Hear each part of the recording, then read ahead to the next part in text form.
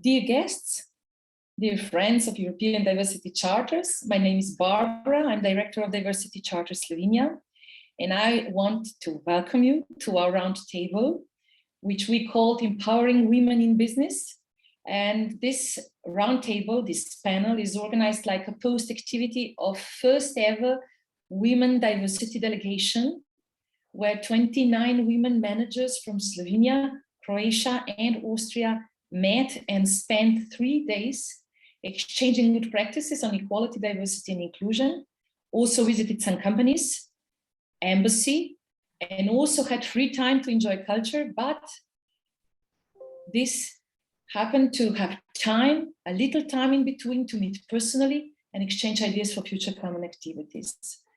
I want to share a little about the context of this roundtable and this diversity activity, is because the month of May marks the European Diversity Month across Europe. And this year is the second celebration of European Diversity Month.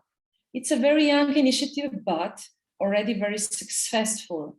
Why? Because the initiators of celebration are the European Diversity Charters, together with the General Directorate for Justice and Consumers. And if I can just add, for those who don't know, in 2011, the European Commission established this European Platform of Diversity Charters, and this way supported voluntary initiatives. I must stress, this is a voluntary initiative of the companies, which today connects 26 European countries, almost 4,400 signatures across Europe, which are not only companies, but all the employers. It means also public institutions, universities, NGOs, unions, that they represent over 17 million employees, okay? And this topic, the topic of this year's celebration, is building bridges. And that is why during this month, various organizations are and were or still are helping to build bridges between businesses and organizations, between cities and local communities, with a view to bring together European Union in practice in all its diversity. And all organizations, businesses, and cities were invited to celebrate the European Diversity Month and to join this movement for diverse and inclusive jobs, inclusive workplaces, and also societies, because leading with good values bring benefits to all.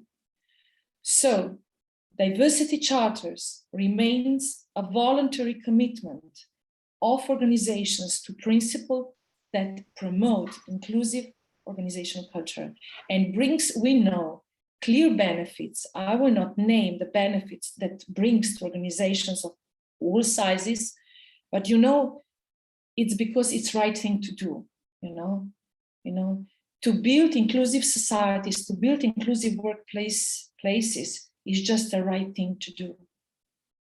So Slovenian and Croatian Diversity Charters are friends since 2017, because we were then connected in the European project, which helped us to launch our diversity charters. And this year, Miriam, I was thinking that we are celebrating 5 years. Did you know that? So Croatia and Slovenia, together then with Romania, who is not part of this activity today, we still continue to collaborate in different topics.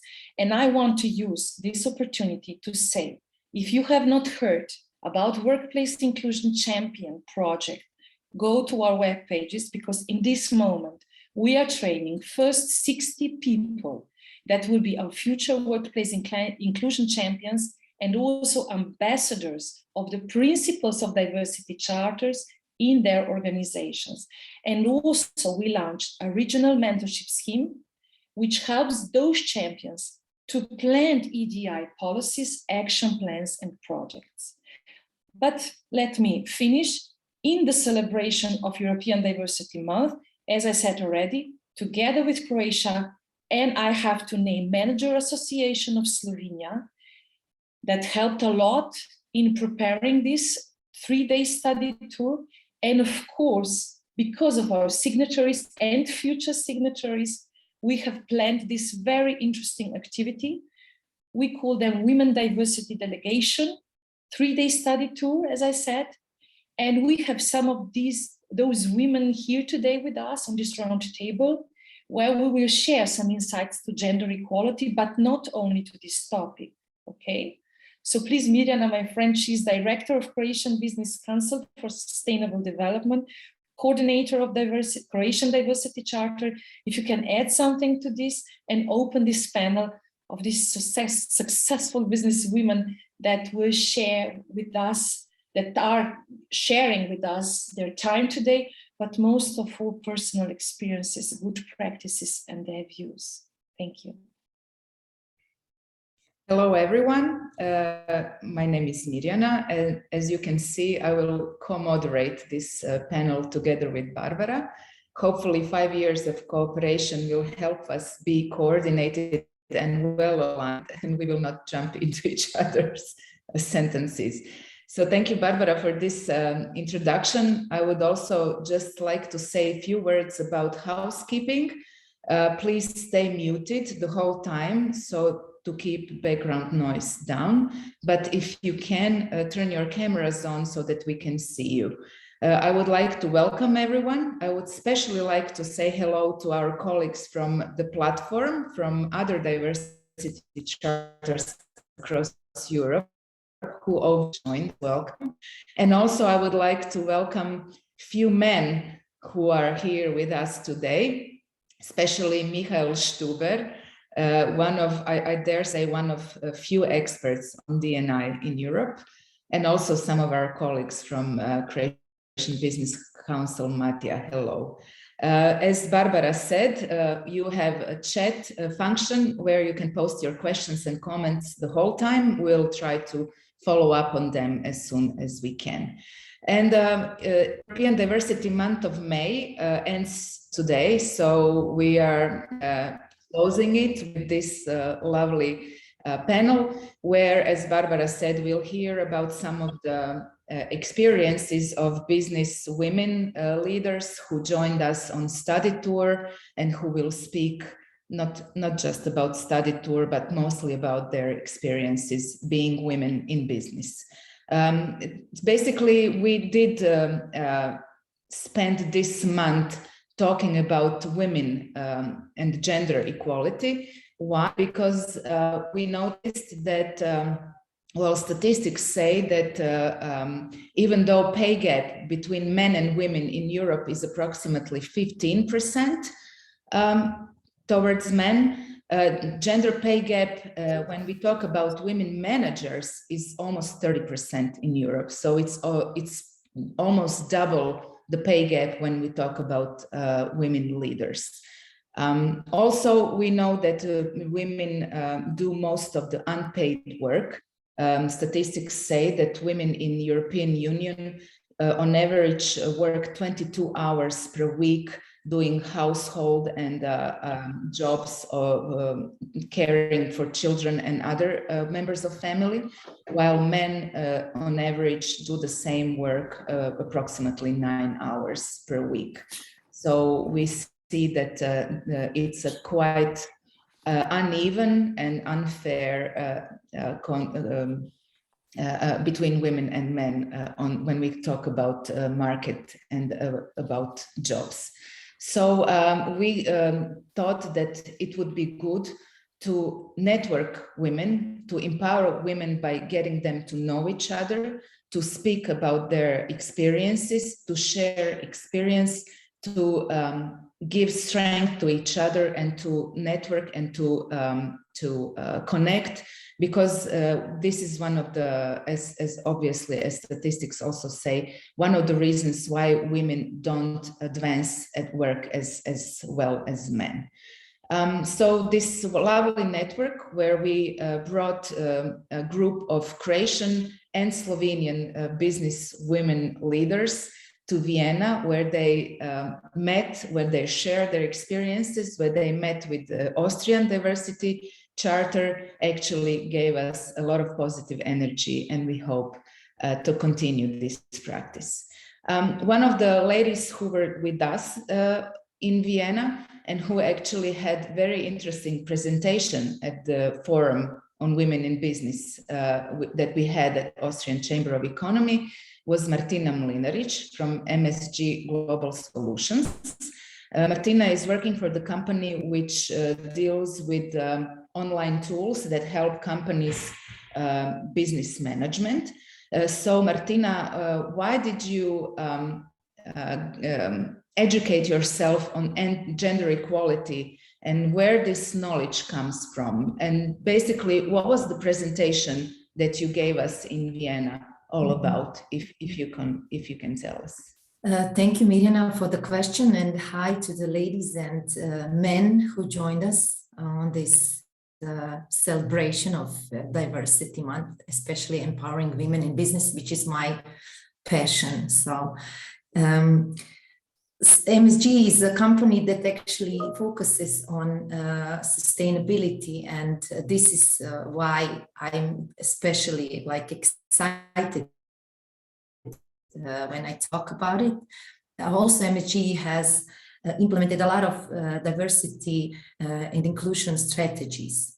But actually, my history comes from my previous job. I was 7 years leader and manager of the team in human resources in a company called Adecco.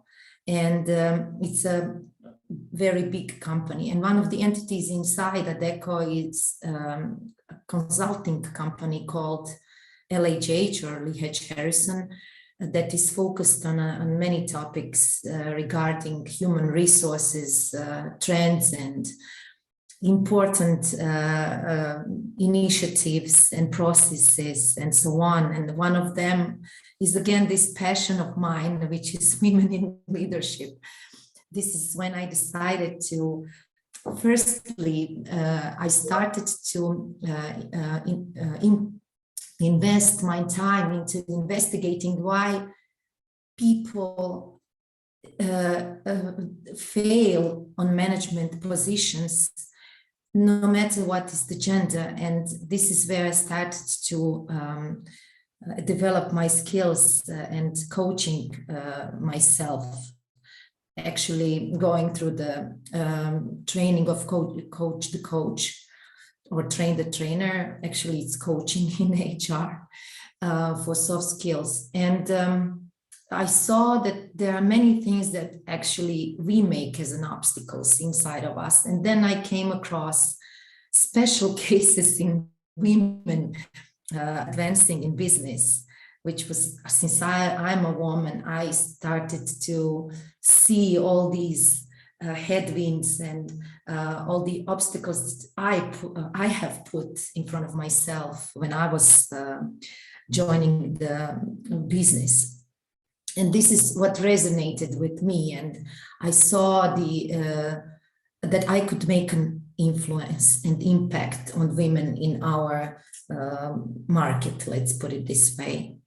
That's why I started to invest into myself, into knowing more, and into unselfishly training other women around me pro bono, just to show them that all those things that they are confronting is something that is happening in all of the Europe.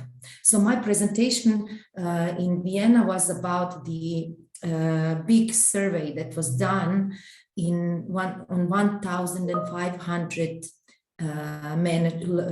women managers in big companies across Europe, European Union, actually. And all of those women faced a lot of different challenges. And challenges were not, as I mentioned, not only because of the society, because of the all of the things, Mirjana, that you mentioned today, the differences that we have. It was a lot of things happening inside of us, which we need to recognize, which we need to be aware of in order to minimize those headwinds. And this is the good combination that we need to have. We need to be aware of them, we need to influence ourselves, and then we could make a difference around us. So this was my presentation about. Should I go more into details? What were the most common, not all of them, but most common headwinds that we faced?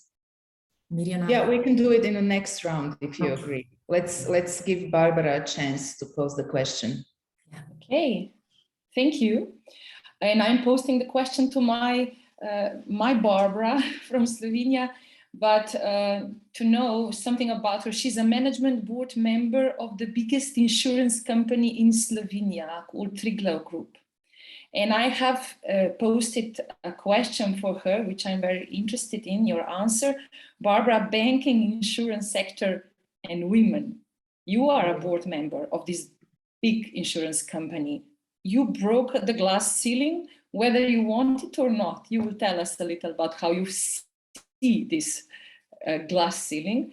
But you can start with your personal experience on being a board member, but also what is the right gender balance in this sector and what is the reality? Because I would like to say about one gender bias that is so common, and Catalyst, one organization that is globally making researches on these gender biases, is do you know the answer to this question? When 1 in 10 senior leaders at their company is a woman, what do you think? What percent of men and what percent of women think that women are well represented in leadership? I will tell you the answer. 45% of men and 28% of women think that 1 in 10 senior leaders being a woman is enough. Okay, so I'm opening the panel to Barbara to speak about this. What you do to ensure equal opportunities for advancements of both women and men in your company. So a little something about this. Thank you. Okay, thank you very much for a question. Firstly, I would like to greet everyone and thank you for giving me the opportunity to join while discussing such an important topic. As I posted in LinkedIn, it's still a surprise that in 2022 we need to speak about it, but it is the reality. So to go to my personal experience, my career started in 1992. We were still in socialism at that time, so it's long ago. I spent half of my career in banking and the rest in insurance, so all the time in financial industry. Starting as in a junior level as a branch manager, worked hard to get where I'm now, though majority of my colleagues were and still are male, and the comparison was inevitable. I have never felt less worthy, that I have to say, never. And I don't think it is luck. Women are know that we are working hard, that we are working harder, and I still work hard for my goals, which I set for myself, and mainly I never took no for an answer. So my interpersonal skills, motivation, and determination to succeed have been the keys to my success. I hope not all of women present on this roundtable and listening will not disagree with me, but I do believe that major share of not being promoted is still on us women. We still are not, we don't have enough courage to go for it. We still are questioning ourselves whether we are ready or not, if we can do it or not. We just need to go over that. I really see it like that. I never felt unequal to men, never had lower salary because I'm a woman, never had less opportunities to say no or to say whatever I wanted to say. It may sound a little controversial. I have learned that not being afraid to take risks and to speak your mind as a female makes you more comparable to men. We are inherently more compassionate, empathic, cautious of every step we take. But that does not mean that we don't deserve equal opportunities. I joined Management Board of Insurance, Triglav, on invitation of our CEO, Mr. Andrej Slapar. So I would not call this really breaking a glass ceiling. Though I'm only the third woman in Management Board of Slovenia Triglav, and I'm proud of it.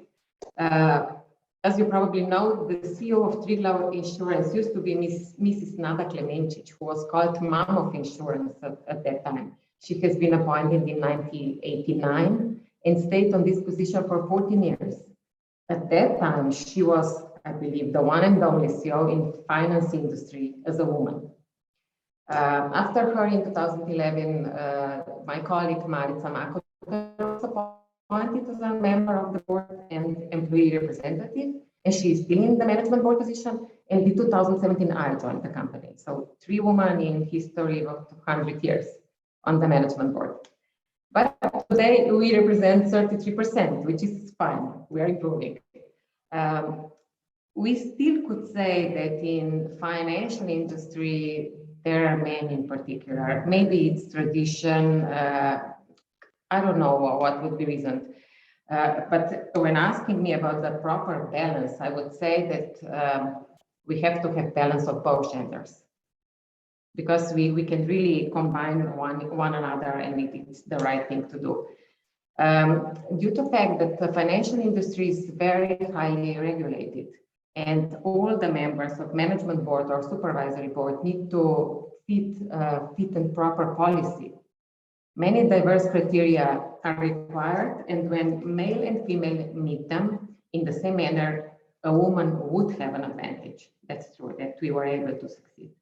Though in our supervisory board, there is no woman for the time being. As mentioned, in Triglav, we are 2 women on the management board among 6. On the first managerial level, management board B-1, there are 26% women, and level below already 39%. But of course, in Triglav, we have 54% women employed. So these statistical data are quite okay. What all we are doing to even improve this percentage, or to encourage women to apply for managerial positions, we are holder of family-friendly company certificate, which facilitates the reconciliation of work and family life through a number of measures. The measures benefit women to a very large extent, as they are still more burdened with caring for children and families. After a long absence, for example, employees have the possibility of mentoring to make it easier for them to be introduced to work, which is also very beneficial for young mothers who are coming back from their maternity leave. Employees have the opportunity to use the children's time bonus when introducing children to kindergarten. We organize summer camps for children of employees so that parents can be relieved of the burden of childcare during the holidays, and many, many other things. So on that topic, I would say we need to go for it. We shouldn't be afraid, and we will be on the position. Thank you so much, Barbara, for this insight. We have a question in the chat from Adela from Ina Maziva, who would like to know, are there some essential skills, knowledge that are especially crucial for us women to be more successful in business? I think this is the question that we will try to answer during the entire panel today. And I would also like to give chance to answer this question to Dorotea Pernjak-Banic. Dorotea comes from large company Jadran Galenski Laboratory, JGL, from Rijeka in Croatia. It's a pharmaceutical company. And Tea was with the company since it was a small one. She was there watching it grow. So Tea, you are now one of the members of the board representing workers in the board of JGL. How is it for you to be in such high position being a woman? And what was it for you like to be a mother and working in the JGL for all this time? How much it's up to the owner and the boss that you had who actually supported you in your advancing through the company? Hi to everyone. At the beginning, I would like really to thank to you, Barbara and Mirjana, for these 3 days of nice gathering and study business study trip to Vienna, and to all participants and colleagues who had the lectures, because it was very inspirational and very motivated for us to hear other opinions, and also to get to know each other on personal and business level. So I think I didn't give you any thank till now, so I just want to steal a few seconds for that. And regarding these questions, yes, now I'm working in JGL as a large Croatian pharmaceutical company, and as Mirjana mentioned, I started here when I was really young, and I grew up with this company through even more than 30 years of different jobs and the different workplaces. I would start this with some facts that I find out, and I will read them. At the second conference for women in science and pharmaceutical industry, held in February this year, organized by the Women in Adria network, it was pointed out that according to some researches, and Martina mentioned before one of them, for example, the pharmaceutical industry lacks women in management positions. But I must say that in JGL, which is pharmaceutical company, we have over the 75% of employees women, more than 60% of managers are women. We have 7 members of company's board of directors, and currently we have 4 women among them. And as Mirjana said, I'm one of them. So data from JGL are not supportive for statistic data, but I must say that JGL grew up a little bit. When at the beginning, when I came to JGL, most of employees were also women. Even let's say management positions were filled by women, but the most powerful positions and even most powerful leaders during those decades of JGL's growth were men positions. So for a long period, we had, let's say, financial director, a purchase director, sales director, or other positions covered by men. And I must say that they were very dominant from my point of view. But as Barbara Smolnikar said, women can work hard. They're very persistent. Sometimes they even have maybe better intuitive approach to the growth and the learning. So these are some points that must be used, let's say, for self-growth and for achieving the better positions even in business. Mirjana, you asked me how I manage my position with my mother role and let's say personal roles. I must say that that I have a similar approach. I think that all of us must be aware of responsibility that we have at our working place, the same as at our homes, and that we must influence to our colleagues at the same manner that we influence to our kids. We do not have only daughters in our homes, and we do not want to encourage and just daughters or our women colleagues.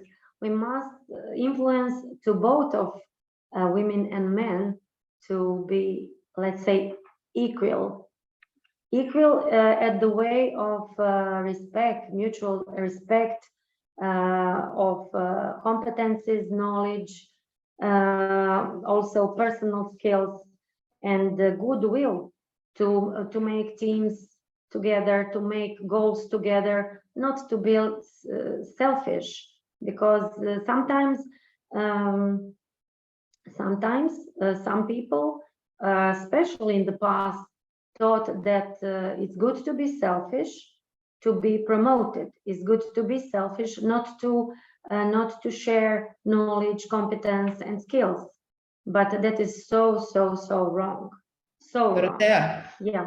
Sorry to interrupt, but there is a question for you in the chat. Nastya Stoyanovska says that it's very interesting what you're saying, and she would like to know, how did the company develop in such a way that more women are now part of the highest positions when they previously weren't? So what actually happened to trigger this change? Well, you know, the board of directors consists mainly of the main owners. So let's say maybe that is something which is not changeable, because if you are an owner and if you're a man, you're a man. You cannot be a woman.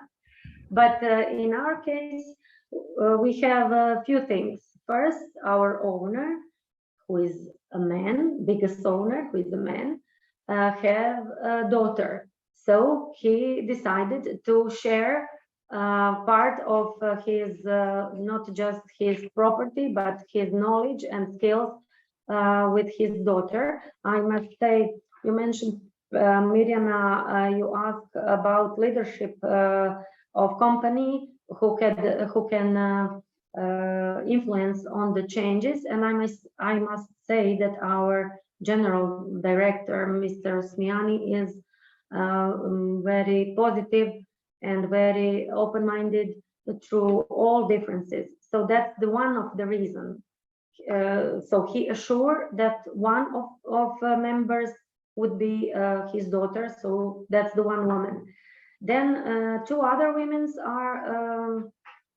are also, let's say, stakeholders that are included in board of directors. And there is me who I'm not a member of board of directors as an let's say big like a big owner of stocks, but I'm a representative of workers, because in 2016 in JGL we started with the I will say on Croatian, Radničko vijeće. I don't know how to say it in English, but Radničko vijeće is, let's say, an group of people who is elected by workers, and a number of members of that group depends on. And so our Radničko has 5 members, and those 5 members choose in between them one who will represent them and all the workers inside a board of directors.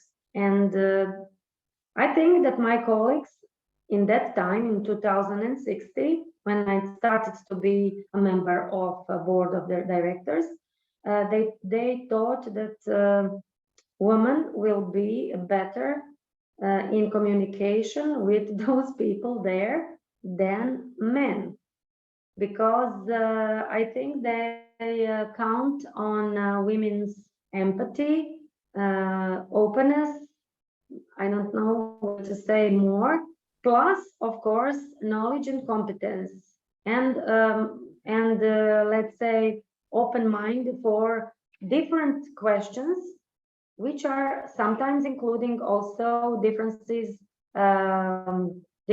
between genders, also between other groups of people inside organizations. Okay, thank you. Barbara? Thank you. Let me go to my my panelist, to Alenka Vidic-Protnik. The previous panelist said that it's very important how we promote this gender equality also. So that's why I'm asking you, Alenka. You are a managing director of PR company, and tell me, you have quite good insights into what Slovenian companies are doing in the internal and external communication, and how they are addressing diversity topics, not just gender equality, all sorts of diversities. Can you share with us your impressions? Because, you know, where are we in Slovenia? It's we know that a big word is sustainability. But tell me, is a D&I already an important part of sustainability? We're not speaking just about environment, you know. Can you tell us a little about how do you see the situation in Slovenia? Hello, everybody.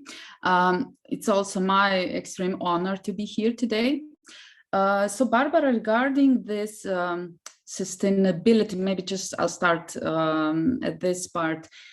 I had this impression that in Slovenia, sustainability was, yes, you know, as you said, it was a big word. It's a big word today, but a couple of years ago, I had this impression that sustainability is just another buzzword. You know, we have this, I don't know, sustainable development, sustainable leadership, sustainable employee development, and everything was green. Yes, as you mentioned, absolutely everything. All the projects were just about the I don't know, how to be environmentally friendly.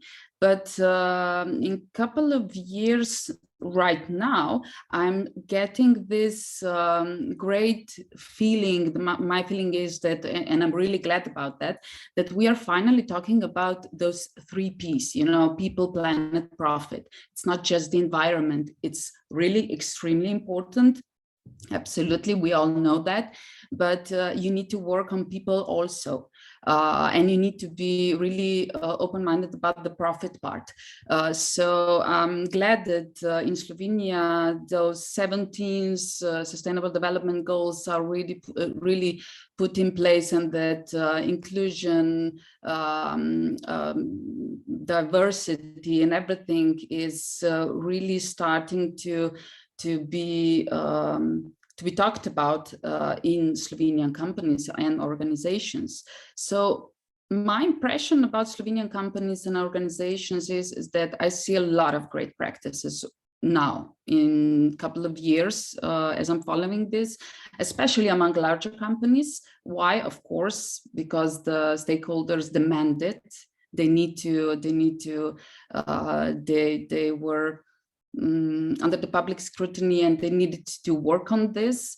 This is one thing. Also, we need to understand and be frank that that absolutely, from the regulatory point, they needed to jump in this, absolutely. But I'm really glad that I see a lot of small and medium-sized companies also in Slovenia working on this.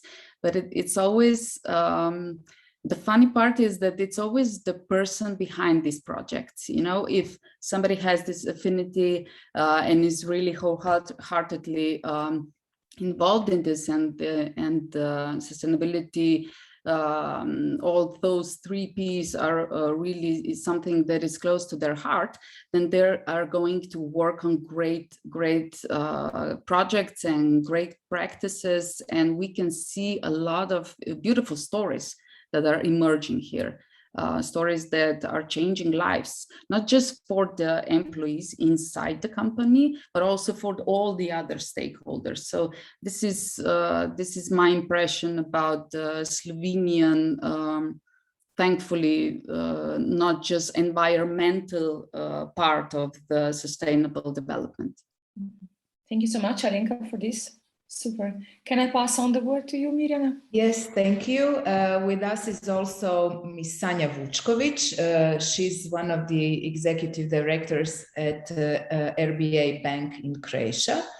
Sanja was also part of our study tour, and Sanja comes from one of the few large companies in Croatia who has a woman at the CEO position. So Sanja, RBA has a woman CEO, but also a large number of women at high executive positions.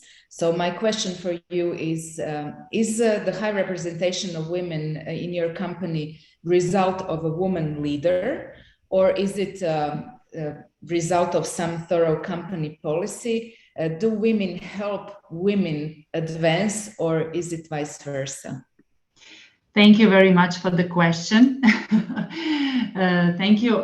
First of all, I would like to express my feelings today. I'm really honored, as my colleague before, to participate in this nice discussion.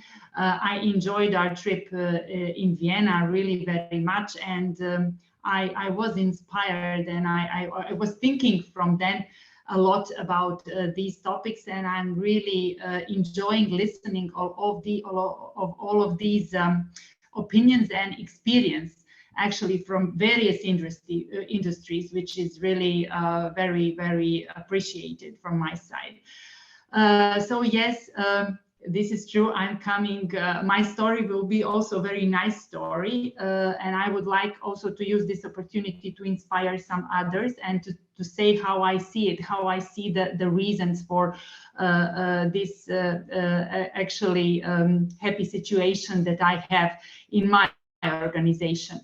Yes, representation of women at managerial position, not just in the board, but also on B-1 level and B-2 level in Raiffeisen Bank is very significant. It is it is around 50%.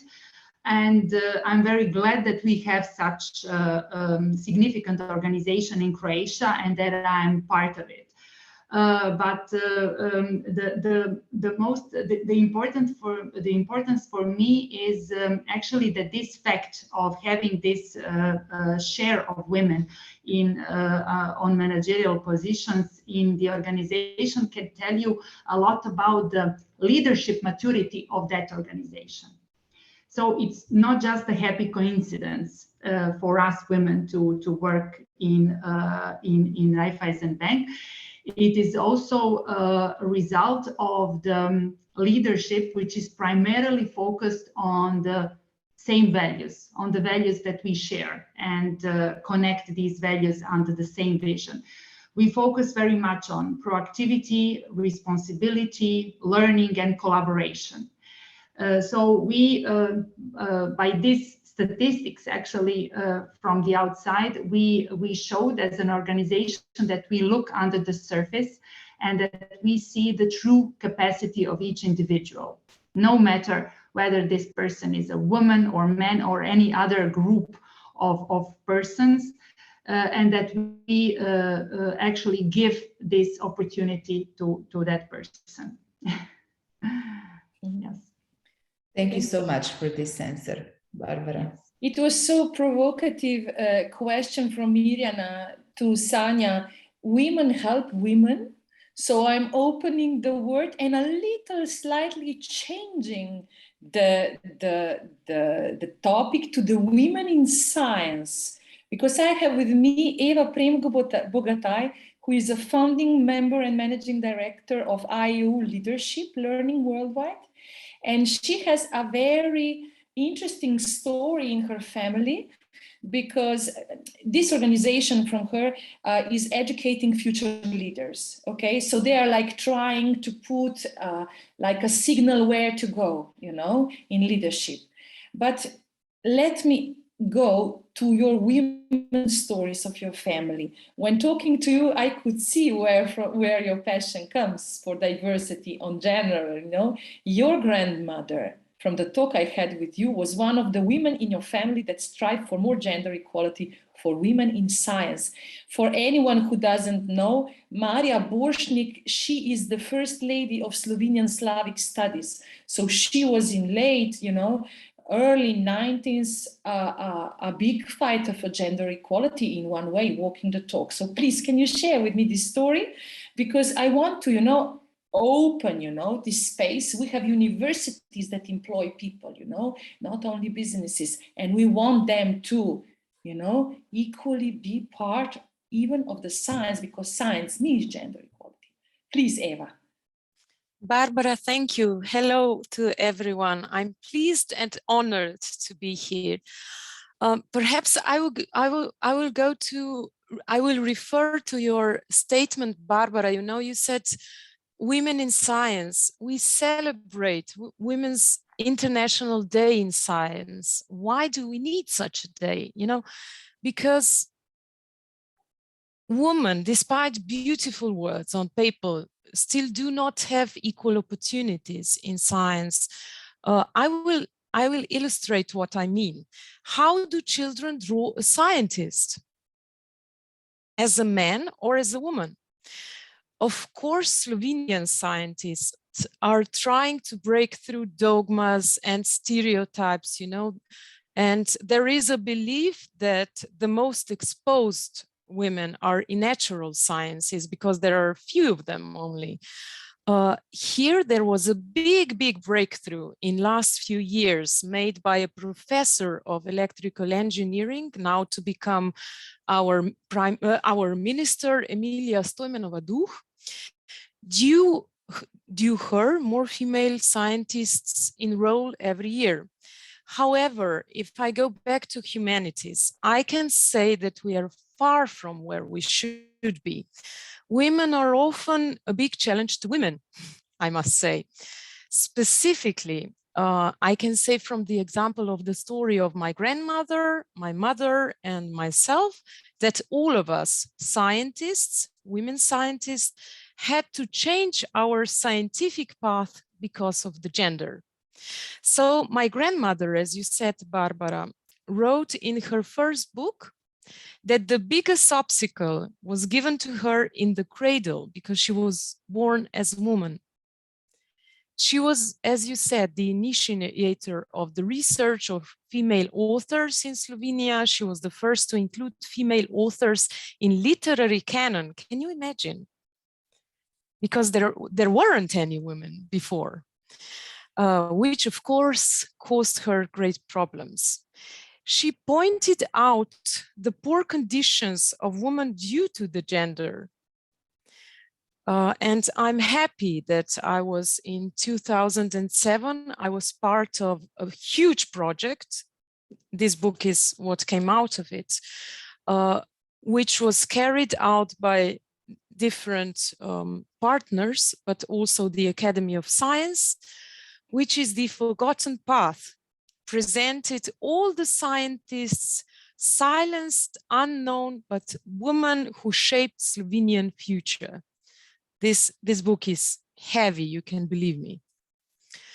And yes, it is changing nowadays. I must say it is changing. A great example, and here I will finish to this question.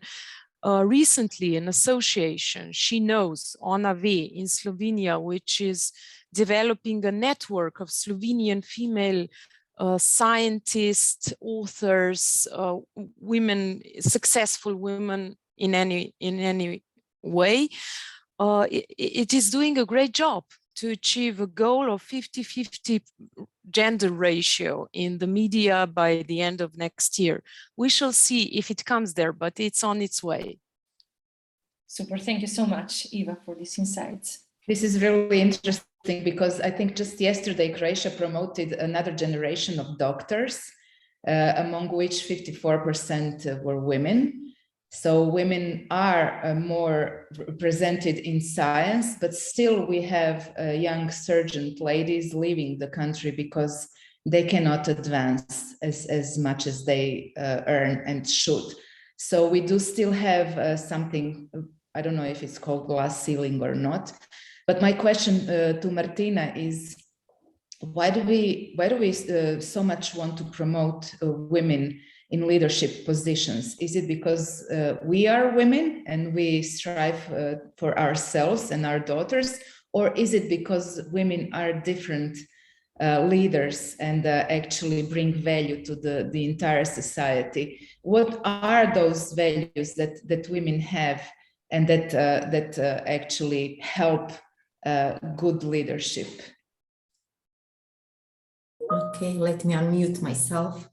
Thank you, Mirjana, again for the question. For women, I must say that women carry special role, like men. So we are like two puzzles that come together. Not one can survive without each other. This is what is important to understand. I know that today we are celebrating women because it's a diversity month, but it is important to have all ingredients. Mix is very important. We are not talking today about other diversity and inclusion topics. We're talking about women, but when we refer to diversity and inclusion, we need to think about the mix. So why is it important that women also have a significant part and role in business? Is mostly because of the different point of view, because of our different perspective. We think differently, we act differently than men. So we are these, sorry to interrupt you, are these the headwinds? Are these the reasons why we cannot advance as well as men? These differences that we have?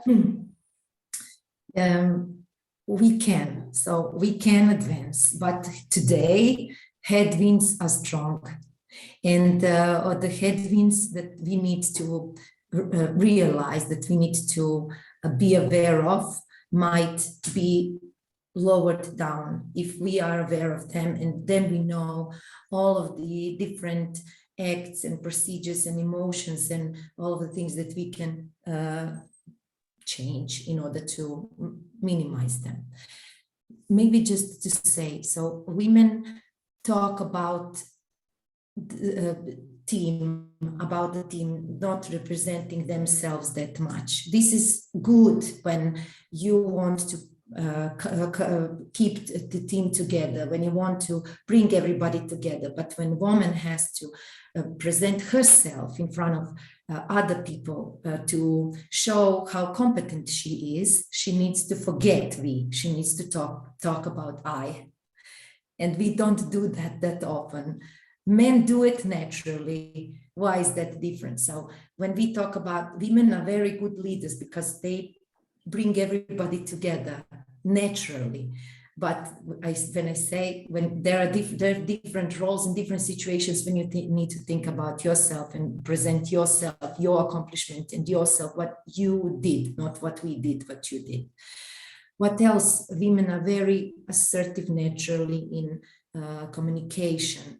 It can be sometimes perceived as aggressive because business is not used to women being assertive. Women are gentle, perceived to be gentle. So this is also something that we are facing. Networking, we are very, very good at networking, but we don't have enough time.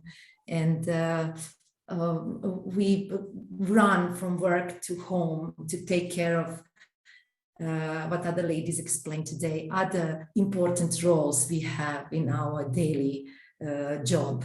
It's not only business that we take care of, we also take care of our home, different important jobs.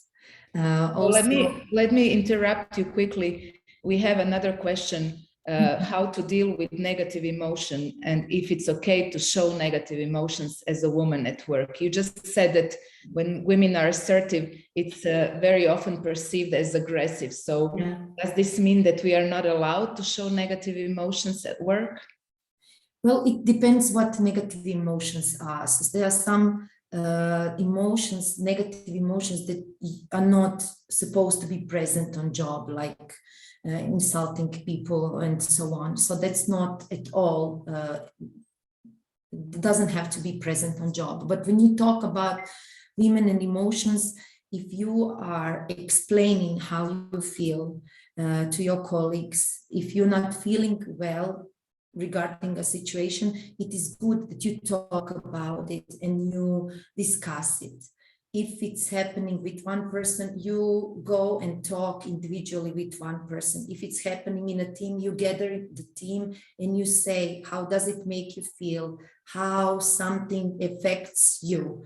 And then you explain how you feel and you ask for feedback. It has to be a communication from you, and you have to receive also their comments. This is how you deal with negative emotions. You don't put under the carpet the negative emotions. You need to discuss them. Thank you, Martina. If you allow me, I can support this with data, global research. In a study of performance reviews, what do you think? What % of women received negative feedback on their personal style, such as "you can sometimes be abrasive"? And what % of men received the same type of feedback? 66% of women and 1% of men.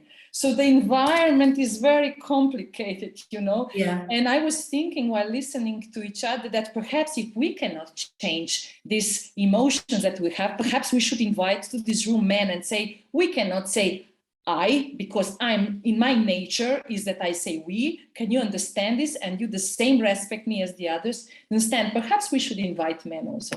But let me go to Barbara. I will combine two questions. I know that you have diversity policy in your company since 2017, and your EDI topics are included in sustainability strategy. And you have a very interesting project on this subject, the ESG factors. I'm speaking about ESG factors that are managed through global reporting initiative standards. And you are trying to, do something on this topic, and you have a very interesting project on this subject. Can you explain a little about this, Barbara? Of course. Yeah. There is really a lot of to speak about, because we were working hard on this topic since last summer, I think. And it's true, as Alenka mentioned, in big companies as we are, there is, of course, pressure from stakeholders that helps to deal with this ECG, EDI, and all this stuff, which most probably in smaller companies are not so important, or they don't have time to deal with them. So, as you mentioned, we have diversity policy since 2017, though from where I came from Vienna with this group, and I was reading this diversity policy, I saw that it's really old and that it's really not taking into account everything it should. So we already discussed to the management board that we should now really focus on it. And I'm glad that on ECG topic, we have a very, very passionate lady, Nina Kellerman, who is really passionate about this. And it's great to have it. Of course, big or large companies, we can have it. So it's good that we have it and we're dealing with it. In our diversity policy, it's mainly we are dealing with gender and age, not so much about all the other things which should be implemented, either religion or LGBT factors or whatever. But when I was speaking with our HR manager, she said, our legislation doesn't really help us because we are not allowed to ask such questions. So here is, on the other side, one thing we need to somehow solve. We need to put it in diversity policy, because I know that when we will start speaking about it, people will declare themselves that they are belonging to one or another group. Until we don't speak, they don't do it. So we are mainly dealing with women issue, which we are quite well represented. And as mentioned in one of the speeches of ladies before, we really put a lot of effort on employees, having all kinds of trainings, trying to boost them to be better, to learn, to grow themselves, and so on. So, because we know that if we want to implement all SDG factors, we need to believe in them. And we are doing in that field a lot. But since you merged the questions, I would really like to mention to you the project. We are very proud. It's Securing the Future project, where we planning in fact, it was launched in February this year. And it will last 17 months because we have 17 goals of sustainability development from OZN. So each month it will last until July 2023. Each month, one of their goals will be represented. In this project, we involved all our partners from sponsorship, because we have really a lot of them. It's 150, I think we counted. So we want to have one communication platform because we are doing so many activities, we don't have time to present them. So, for example, the football association team, we are supporting women football team. And so we will work together with them. We will both promote, and it's the same with Sankaryodom, it's culture, it's sport, it's many activities. So with this platform, we will be able to support and to spread the word, which is important. So, great. A lot to be done, and as said, proud of it and happy that we are in a big company where we can indeed do it. Mm-hmm. Thank you so much, Barbara, for this. We'll be looking at your project. So nice, super. So I'm going to ask Thea now, but before I tell you my question, there is a question from Katarina in the chat, and she asks all the panelists whether you have been ignored by your superiors being a woman, or did you feel discriminated against in the form of micro messages? So actually, it makes me wonder, Thea, is becoming a successful woman result of ignoring such obstacles that Katarina mentions in her question, or is it because you were lucky enough to come into an environment where this type of micro discrimination doesn't exist and women are actually appreciated as well as men are? Yeah, neither. I must say, when I was younger, there were some bad situations for me when I was feeling very discriminated by a man on sexual basis, full stop. And also there were some situations where I feel very discriminated in different way, let's say, by women, also full stop. So I really don't want to get into the detail of these situations, but I must say that my answer to Katarina questions is yes. Sometimes I was in situation to feel ignored by my superior. It wasn't matter. It was it a woman or a man? That depends on a person, and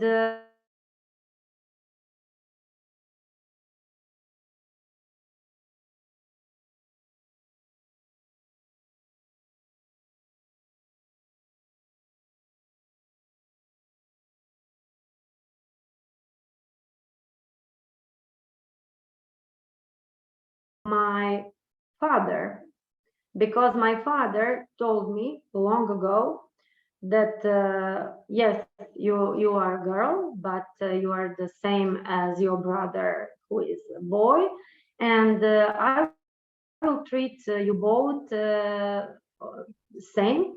So that's the key for you, for your life, to treat people around you and to ask people to treat you the same.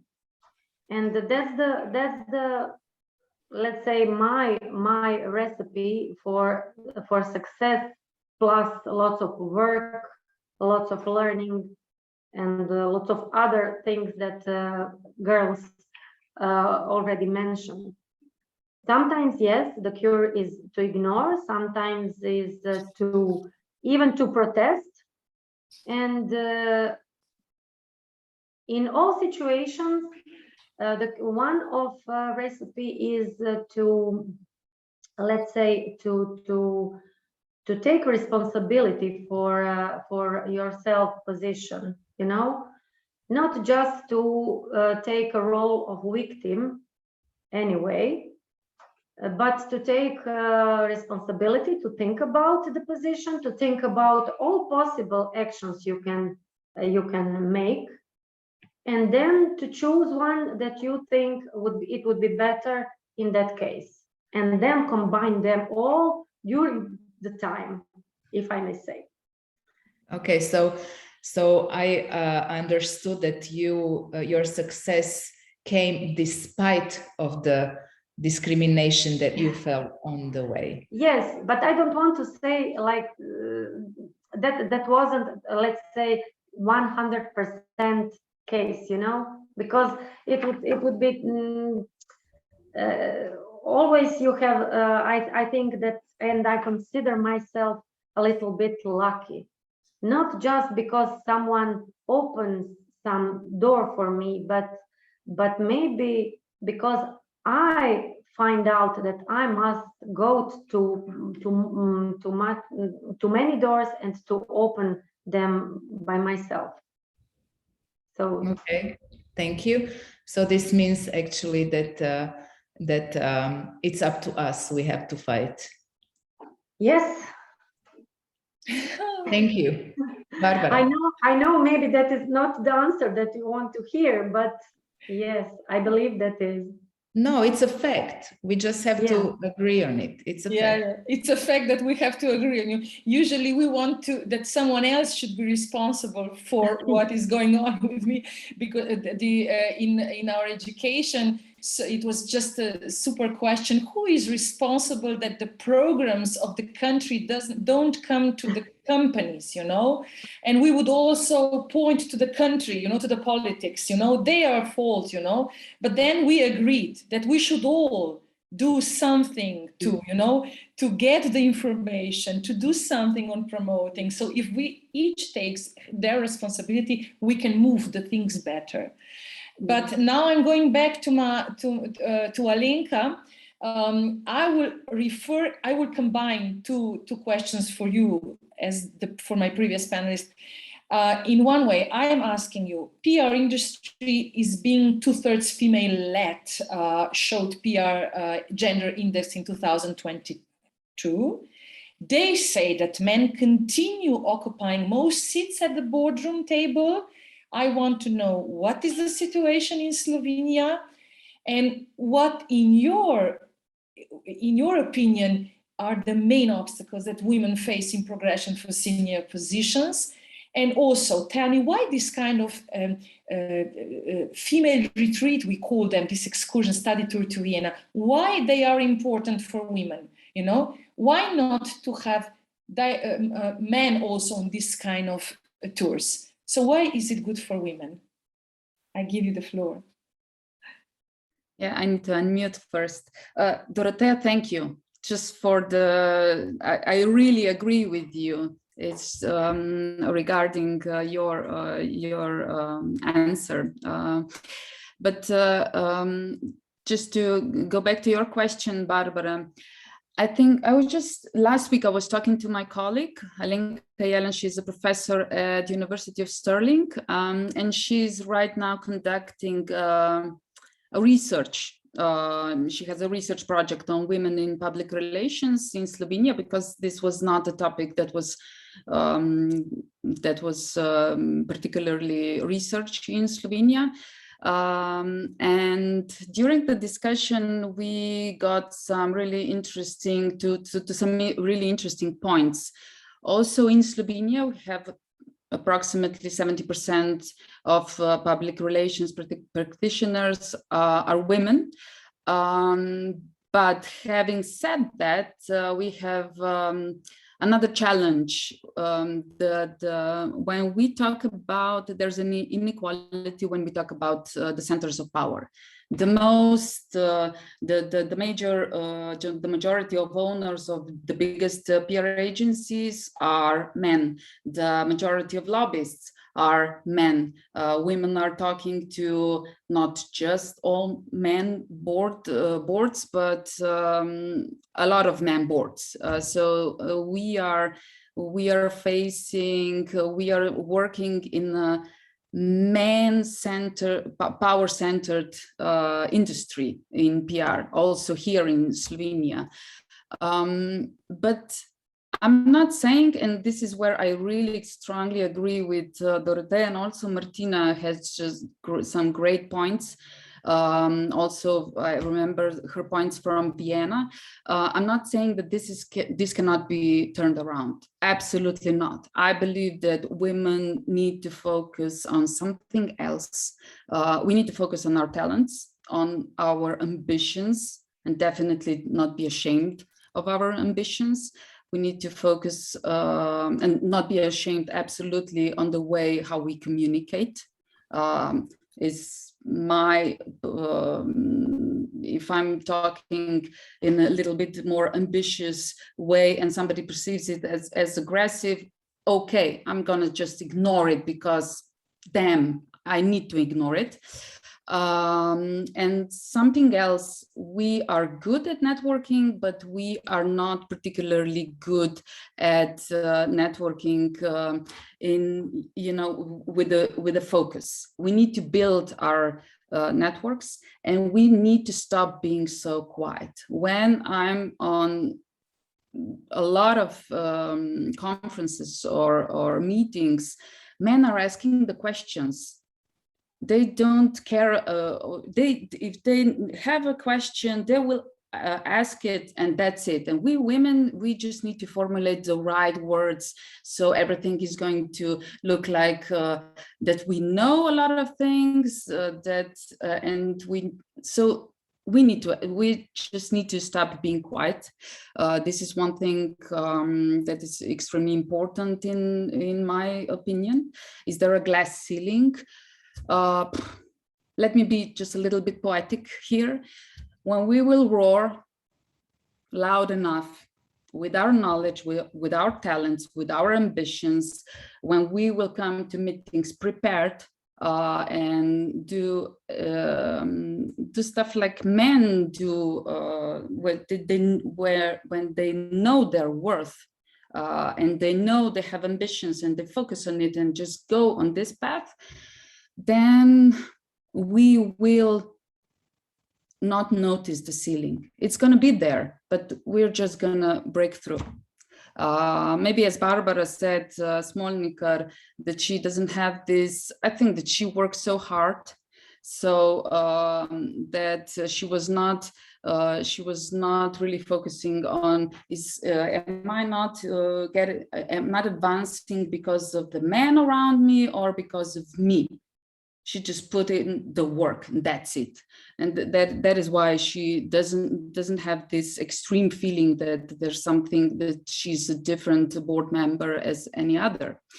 About the delegation, it was great. I loved it. It was just great. You know, in such delegations, I believe that they have important aspects. One is the lifelong learning. I learned a lot. These practices, the best practices that were and the projects that we were discussing there, I was inspired, got a lot of new ideas. So this is great. And also the other thing is, yes, I really extremely believe that women need to build a network, and this is a must. And we feel more comfortable talking about business with people that we got to know better. And a 3-day trip gives you absolutely that, plenty of time to get to know different people. And just basically Vienna for me was, I just got to know extraordinary, great, funny, beautiful bunch of great women leaders. So it's a thumbs up for me for retreats like that. Thank you so much. Thank you, Alenka. I think it was great, the comments that you just gave us. I think it reminded us again that women have less self-confidence, and that what Barbara was explaining in the research that she mentioned, that we are being judged much more harsh than men, which then again makes us more cautious when we want to come out. Let me just quickly comment on Diana's comment in the chat, where she said that she thinks that women should not lose the inclusive leadership in order to better promote themselves. I think we all agreed on it. What Martina was saying, that women don't know how to promote themselves when they apply for higher positions within the companies. So that was actually the point of this survey that she was explaining. And yes, we all agree that women should not behave like men in order to achieve what are perceived to be men's position. We need to keep our women's attributes, and that's what makes us special. So let me ask Sanja, following to that, are women more sensitive to environmental and social problems in the companies and also outside the company around us? I know that some environmental or eco-feminist groups say that we wouldn't have environmental problems if women were the leaders. So do you think it's true? Yes, thank you for this question. First of all, if I may, I would just like to go back to Katarina's question, because she raised the question to all panelists, and it was very interesting for me also to answer to this, to have my reflection on that, whether I felt discriminated in the past. And I will just shortly say, yes, I felt discriminated. I felt actually I was treated badly at the beginning of my career, and it was because my manager was not supporting diversity. Simply, there were some skills which were lifted and expected from everyone, and no one could be different. Like, it was the time like everybody was searching for their clones to be in the team. And actually not absolutely ignoring the opportunity you have in diversity, because diverse team can much better understand the whole environment, customers, and also can better cope with the challenges. And this was simply not seen as an opportunity. And now I'm glad that this is recognized, that this is the right way, promoting diversity from all angles. Regarding your question, whether women are more sensitive on environmental and social problems, I would say yes, and it is also related somehow in maybe some historical reasons, because simply men and women roles were separated for long time, and we are changing, but we cannot change this overnight. And there are some strengths which are more often attributed to a woman. And I think that we have to appreciate that, and we must not lose it, and we can use it really to support teams better. For example, in our company, we very nicely demonstrated during the COVID pandemic, something that was already mentioned by some of colleagues. We demonstrated among each other and with our customers strong empathy, strong understanding of the situation which was around us. And we really are very proud how we reacted as the whole team during these times, and how we reacted with the customers. And this was really positively reflected on, for example, NPS during this time. It jumped for our organization. And however, the reason, actually this fact that women are more sensitive on such problems were the reason why women were not promoted on managerial position, because women are too sensitive, too vulnerable, and managers have to be pragmatic. But when you see actually the development, the recent development, and now ambitions in relation to social and climate problems, we see actually that this is the question of perspective. When you take a longer perspective into the consideration, then you put some question marks on pragmatism and actually see that being sensitive is the right way how to treat those issues. Yes. Thank you. Let me go to my panelist, Eva, and I want to say to all participants here on this round table, to all the participants, that I decided to send you the material that we got in Vienna from the good practices, because I want to stress that this women retreat was not only on gender equality. We spoke about disability, about good practices in LGBTI, okay? So a lot of good stuff. So this was like empowerment group, but also together with all the projects that could be done in our organizations and how to include different kind of groups. And that's where I am now connecting my question to Eva, and I will combine you also the both questions, because she has a lot of experiences in digital accessibility for also people with disability, okay? And I would ask you if you can briefly explain, we are now in digital transformation, but well, it's already happening, of course, it happened, you know, with COVID times, it just, you know, blew us away. But tell me a little about opportunities that are in there for the businesses, about how to, you know, make our organization also digital accessible to different kind of groups.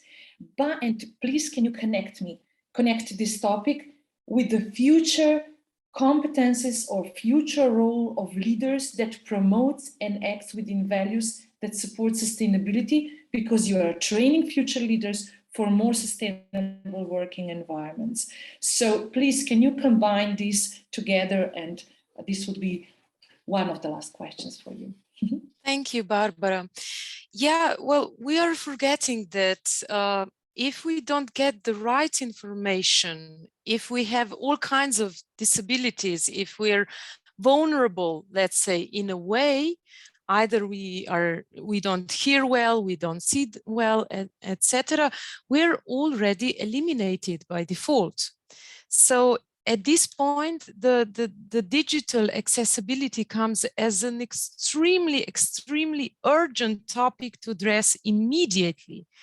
We're forgetting the percentage of people with disability is growing every day in Europe, and Europe is getting older, and these are our customers. And of course, some retailers who customize their website immediately achieved higher sales. That's obvious. So if I speak about Slovenia, I was happy to join a group at Beletrina Academic Press who developed tools and groups to make the highest quality of digital accessibility on all platforms, on all websites. And we had an expert, the only certified expert in digital accessibility at a higher level, who is Marsha Malover. So this is what I did. I think we shouldn't neglect everyone.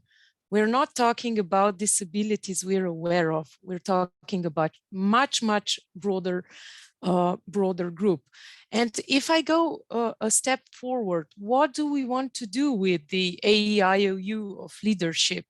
It's a leadership model, it's a tool, it's a path, it's a methodology developed by an exceptional leader, female manager, awarded many times, businesswoman Sonja Klopčić, who was, of course, conscious about the needs of organizations today in times of crisis management.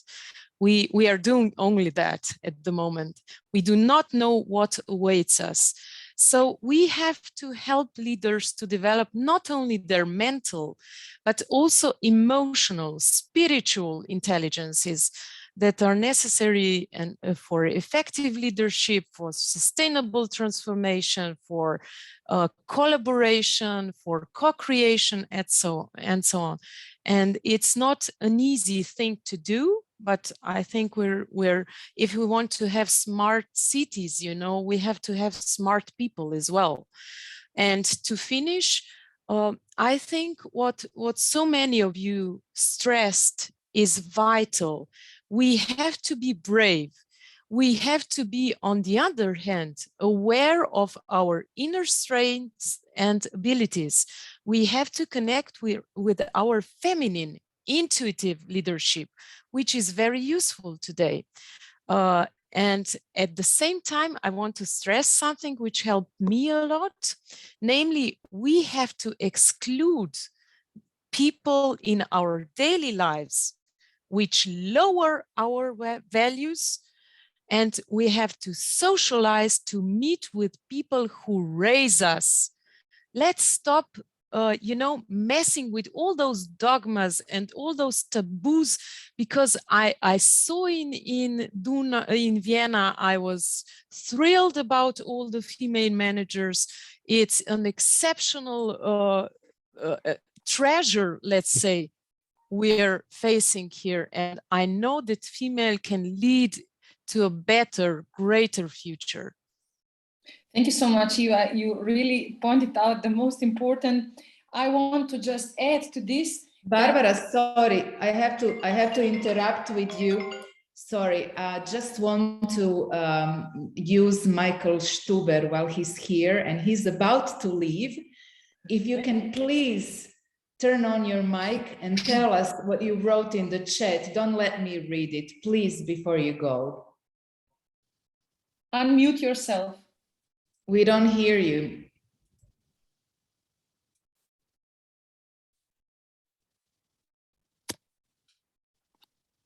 You are unmuted. Maybe you should turn up the volume. No. Meanwhile, he tries to solve it. I will just say one thing, and perhaps you solve it, Michael. What I wanted to add is women are not just women.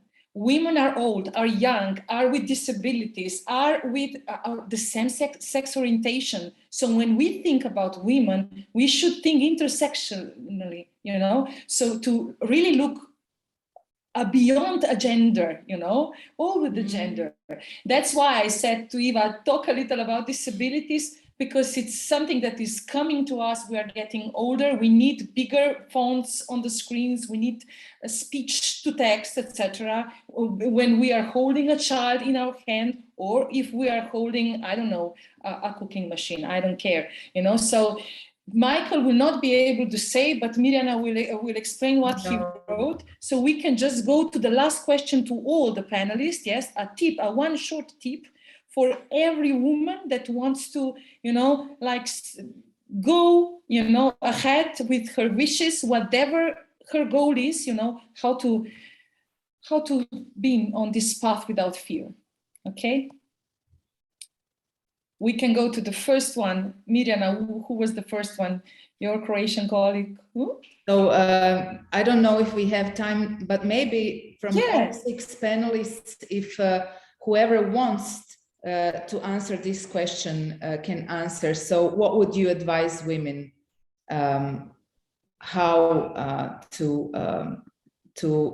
walk across these obstacles that we were talking about? If I may, just one thing.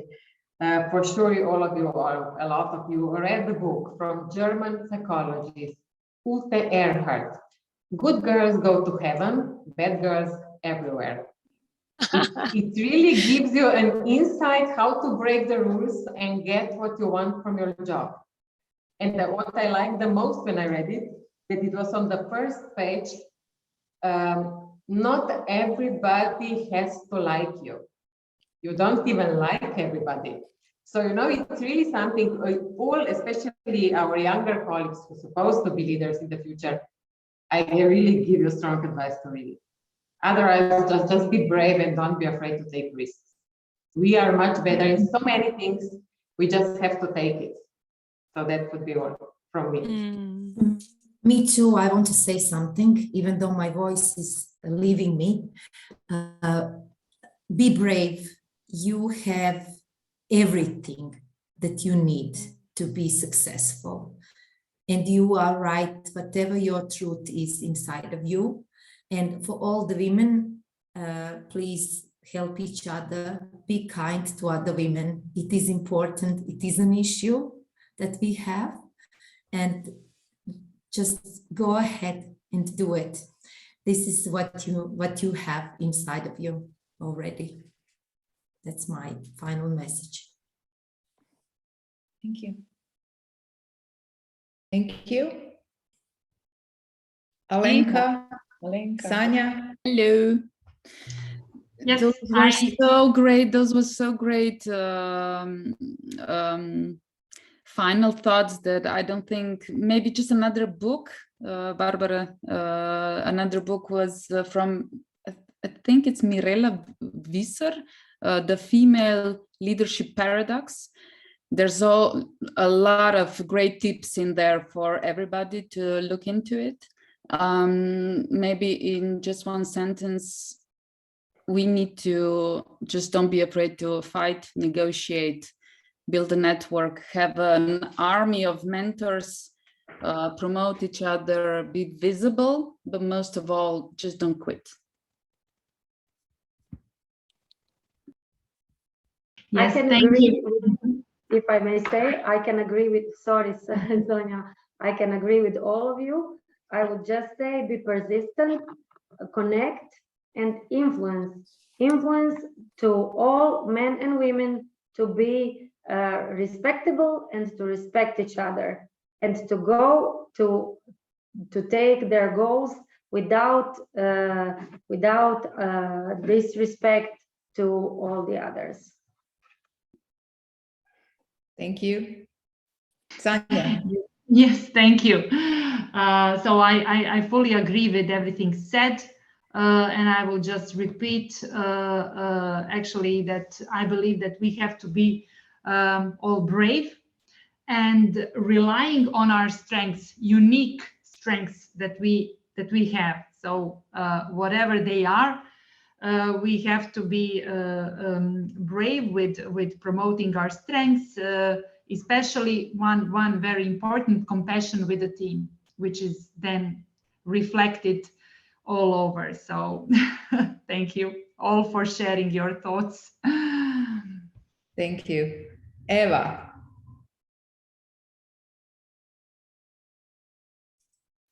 I will finish in an unusual way. I love you all because you're exceptional. What you're telling is going directly and it's lifting me up.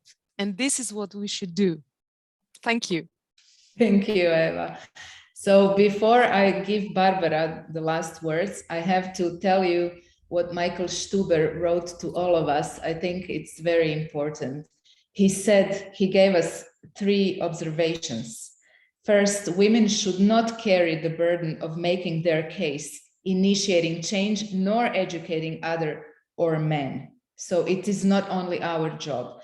Women-only activities can promote stereotypes and polarization much more than 15 years ago. So he proposed mixed gender activities in companies to include women. And finally, recent research has confirmed what we kept preaching: only a well-constructed, synchronized, and this sense engineered D&I approach will create positive impact and progress for women. Okay, so, and then he speaks about his newsletters. So what I would like to say, we need help from men to become equal. We cannot become equal without their help. I think that's what Michael was telling us. And so there is a book that I would like you all to read. It's called Why Men Should Mentor Women. I cannot tell you now who are the authors, but I know that it's published by Harvard Publishing. So I'm sure you will be able to find it. If not, let me know and I'll let it know who actually wrote the book. We need help from men, whether we like it or not. So Barbara, please Yeah, so happy to have you all here and so happy to hear from you and all these questions that arise.